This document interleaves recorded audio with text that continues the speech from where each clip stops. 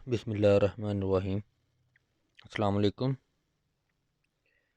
बच्चों, आज हम सेकंड ईयर का चैप्टर नंबर 21 के टॉपिक सॉलिड स्टेट डिटेक्टर के बारे में पढ़ेंगे।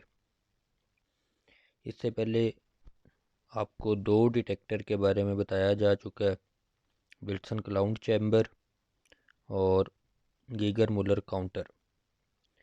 ये तीसरा डिटेक्टर है जिसको for the detection of radiation के लिए यूज़ किया जाता है। ये फास्ट काउंटिंग करने वाला भी डिटेक्टर है, तो आज हम इसके बारे में पढ़ते हैं। सॉलिड स्टेट डिटेक्टर बेसिकली एक स्पेशली डिज़ाइन पीएन जंक्शन होता है जो रिवर्स बाइसिंग के ऊपर काम करता है। पीएन जंक्शन वगैरह के बारे में हमने चैप्टर नंबर 18 के अंदर बड़ी डिटेल में इनके बारे में पढ़ा था कि सिलिकॉन और जर्मेनियम के क्रिस्टल में जब इम्प्योरिटीज़ को ऐड करवाया जाता है, एक एंड पे अगर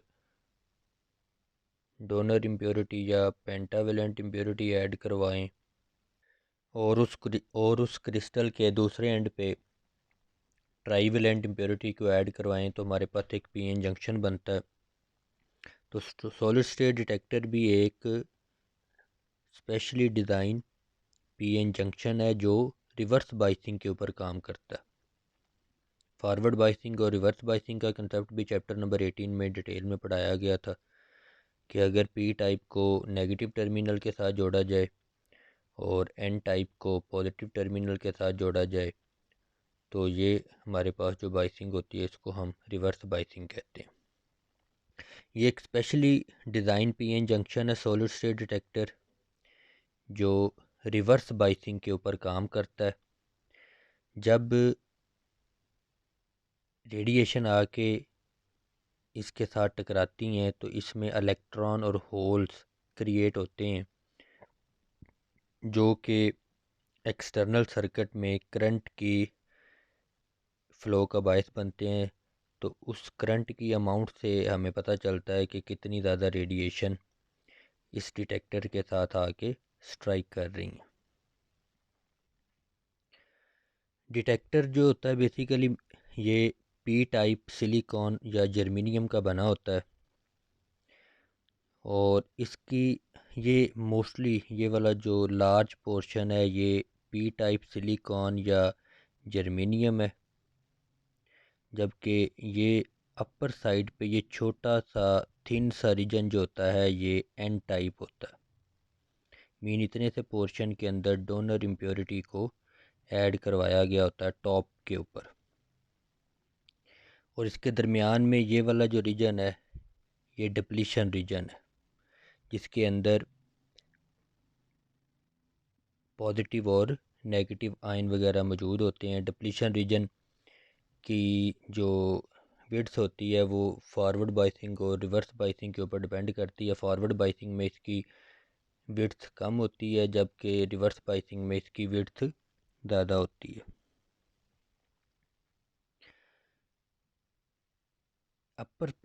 अब इस जंक्शन की दोनों साइड पे एक थिन फॉइल लगी होती है गोल्ड की, ताकि इस जंक्शन का एक्सटर्नल साइड पे जो कॉन्टैक्ट है कंडक्टिविटी गोल्ड की ज़्यादा होने की वजह से उसको बेहतर बनाया जा सके। तो ये गोल्ड की लेयर और एन टाइप की थिकनेस बहुत ही कम होती है और इतनी कम होती है कि यहाँ से आने वाली रेडिएशन आसानी से ज़्यादा इनर्जी एब्जॉर्ब हुए बगैर ये रेडिएशन जो होती हैं वो डिप्लीशन रीजन तक पहुँच जाती हैं।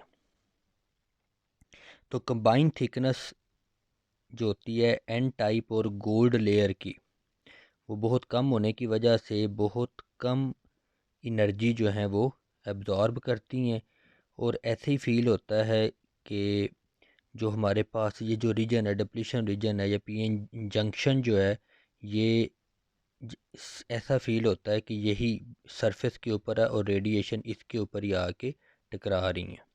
इस वजह से इसको सरफेस बैरियर टाइप डिटेक्टर भी बोला जाता है। तो जब रेडिएशन आके यहाँ पे टकराएंगी तो रेडिएशन के टकराने से इलेक्ट्रॉन और होल का पेयर पैदा होगा डिप्लीशन रीजन के अंदर।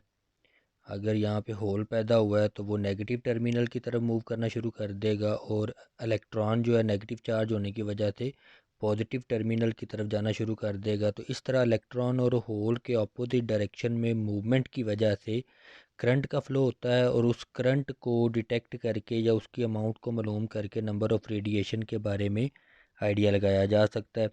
तो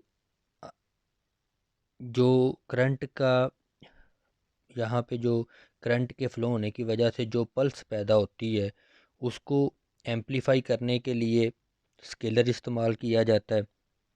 और जो साइज़ ऑफ पल्स होती है वो डिपेंड कर रही होती है कि जो रेडिएशन आई है उनकी एनर्जी कितनी है। अगर आने वाली रेडिएशन की एनर्जी ज़्यादा होगी तो पल्स भी बड़ी प्रोड्यूस होगी, अगर उनकी एनर्जी कम है तो कम पल्स वाली रेडिएशन जो है वो प्रोड्यूस होंगी। इलेक्ट्रॉन होल पेयर प्रोड्यूस करवाने के लिए 3 इलेक्ट्रॉन से 4 इलेक्ट्रॉन वोल्ट एनर्जी रिक्वायर्ड होती है। तो इस बेस पे इस डिटेक्टर को वेरी लो एनर्जी वाले जो रेडिएशंस होती हैं उनको भी डिटेक्ट करने के लिए इस्तेमाल किया जा सकता है। और ये जो कलेक्शन टाइम होता है इलेक्ट्रॉन और होल का इतना कम होता है कि रेडिएशन को बड़ी जल्दी डिटेक्ट कर लिया जाता है। जैसा कि गीगर मुलर काउंटर के अंदर बताया था कि डेड टाइम की इन्वॉल्वमेंट की वजह से वहाँ पे रेडिएशन को डिटेक्ट करने में ज़्यादा टाइम लगता है, इस वजह से वो एक स्लो प्रोसेस है। जबकि यहाँ पे टाइम कंज्यूमिंग कम होती है, इस वजह से ये एक फ़ास्ट प्रोसेस माना जाता है। और इसका साइज़ भी इंतहाई कम है और ये डिटेक्टर जो है वेरी लो वोल्टेज के ऊपर ऑपरेट हो रहा होता है। ये जो आपको दिखाया गया है डिटेक्टर, ये अल्फ़ा और बीटा रेडिएशन को डिटेक्ट करने के लिए इस्तेमाल किया जाता है, जबकि गैमा रेडिएशन को डिटेक्ट करने के लिए एक specially design PN junction use किया जाता है जिसको सॉलिड स्टेट डिटेक्टर में इस्तेमाल करते हैं।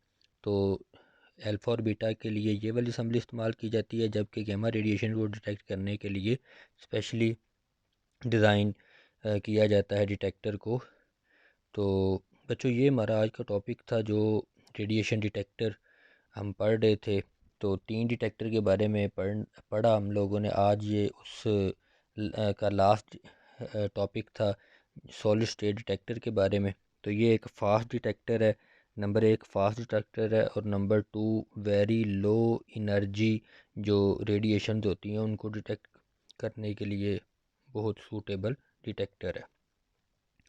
तो बच्चों ये टॉपिक है, इसको पढ़िएगा, बुक से रीड करें, इसको समझें। 2 से 3 दफ़ा इन सारे डिटेक्टर को आप अच्छी तरह रीड करें। थोड़े से कॉम्प्लिकेटेड टॉपिक्स हैं तो इनमें से एमसीक्यू शॉर्ट क्वेश्चन के पॉइंट ऑफ व्यू से जितना डाटा ज़्यादा एक्सट्रैक्ट कर सकते हैं उसके वो अपनी नोटबुक्स के ऊपर नोट कर लें। अगर किसी किस्म की कोई कन्फ्यूजन है तो वो शेयर करें, उसको ऊपर इंशाल्लाह डिस्कशन की जाएगी ग्रुप के अंदर। थैंक यू, अल्लाह हाफिज़।